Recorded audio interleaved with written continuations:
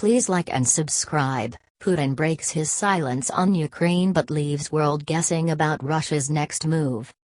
The Russian leader publicly commented on the crisis for the first time since December as new satellite images appeared to show an increased troop buildup on Ukraine's borders. Russian President Vladimir Putin has broken his month-long public silence on the standoff between Moscow and the West over Ukraine, but still left the world guessing about his next move. For weeks the US and its European allies have warned that a Russian invasion could be imminent, leaving them scrambling to support Ukraine and searching for diplomatic breakthroughs while threatening severe consequences for the Kremlin. But even as Russia masses more than 100,000 troops on its neighbor's doorstep, Putin's intentions continue to be the source of great scrutiny and little clarity. Is he readying an attack on Ukraine, the former Soviet state that has drifted away from Moscow, or using the show of military force to try to secure concessions from Washington and its allies?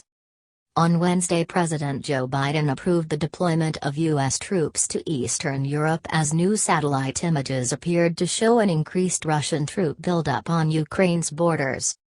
Putin's first public comments about the crisis since December indicated that Moscow was nonetheless still open to diplomacy.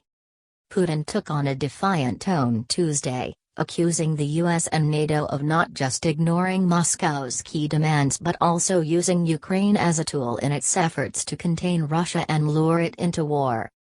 He also warned of a future scenario in which Ukraine was admitted to NATO and then tried to recapture the Crimean Peninsula, which Russia annexed in 2014, leading to the potential for a military clash with the transatlantic alliance. Washington rejected the criticism. When the fox is screaming from the top of the henhouse that he's scared of the chickens, which is essentially what they're doing, that fear isn't reported as a statement of fact, White House Press Secretary Jen Psaki told reporters later Tuesday.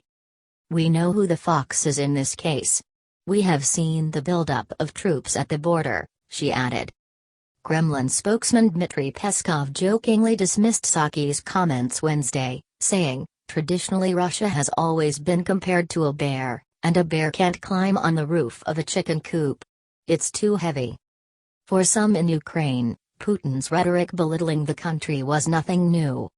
This shows once again that Russia has always perceived Ukraine only as an instrument that anyone can use and not as an independent state and partner, said Sofia Pilipenko, a student from the city of Konstantinivka in the Donetsk region, where a deadly conflict between Russia-backed separatists and the Ukrainian government has been simmering for 8 years.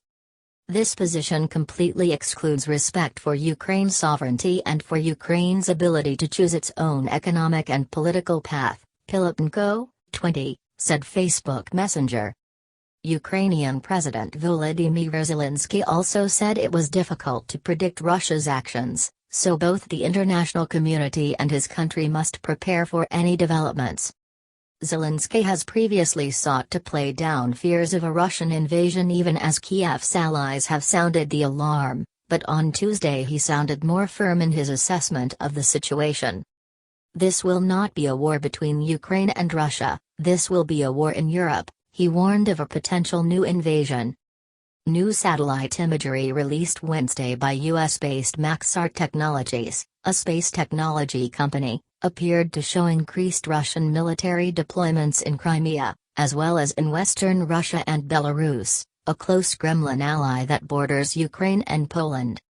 During the past couple of weeks, several new significant military deployments have been observed in Belarus, Maxar said in a release accompanying the satellite photos.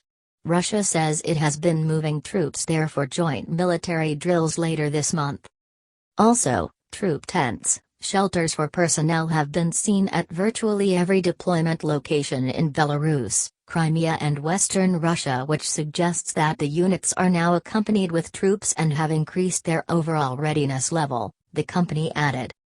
The Kremlin has repeatedly denied planning an attack, but it issued a series of bold security demands last month, and it is keeping the US and NATO waiting for its verdict on their response.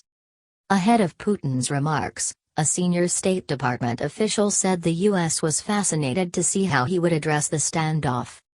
Psaki added later that there is ultimately no telling what Putin is going to do, but that Biden is open to more direct conversations with him. Despite sounding unimpressed by the West's response to Russia's demands, Putin indicated that Moscow remains open to more diplomatic talks, adding that he hopes for an eventual solution that would take every party's concerns into account.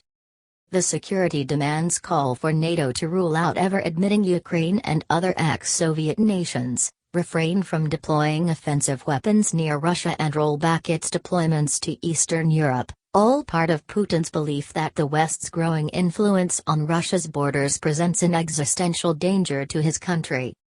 The US and NATO have largely dismissed the demands but sent their written replies to Russia's proposals last week. Russia has yet to officially respond, but Putin's comments were a first glimpse of Moscow's next move, whatever that might be.